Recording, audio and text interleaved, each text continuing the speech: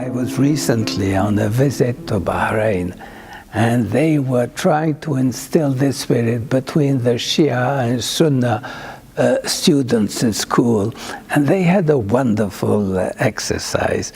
Two Shias and two Sunnis given a ball, having to hold the ball with their heads, and going into a competition, getting to the other side of the room and competing with other groups. And it's the one that maintains the ball between the four heads, putting heads together, that achieves success. And this is a wonderful expression.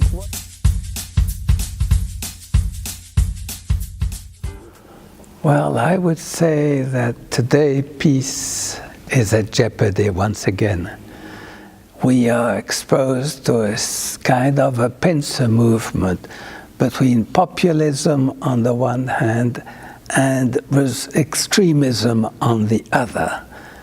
In those circumstances, we need to see how we can defuse this tension and give the right of way, as it were, to peace.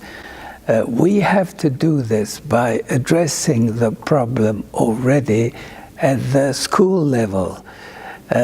This exercise is an expression of a belief in building bridges rather than building walls.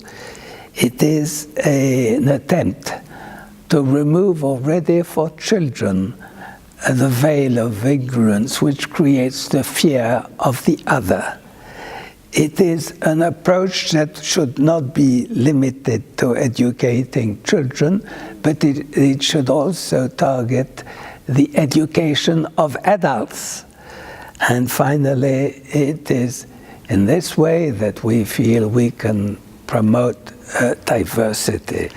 What we want is to teach at the school level, that there is a convergence in values between world religions and also with secular leadership. The emphasis, for political reasons, is being put in this context of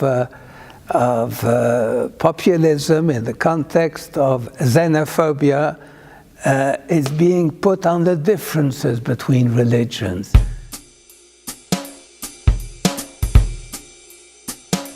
We want to show first that all the main world religions converge to bring out the same space as the space within which civilized activity should take place.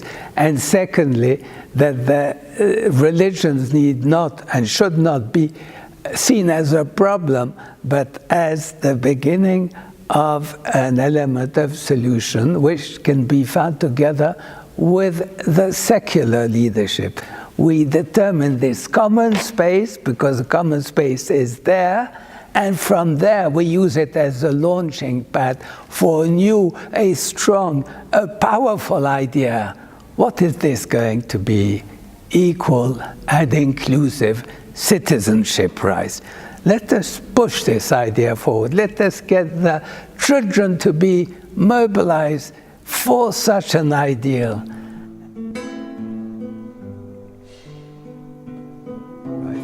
I would say that secularity plus identitarian nationalism leads to secularism, to exclusive secularism, and to the doom of societies and nations.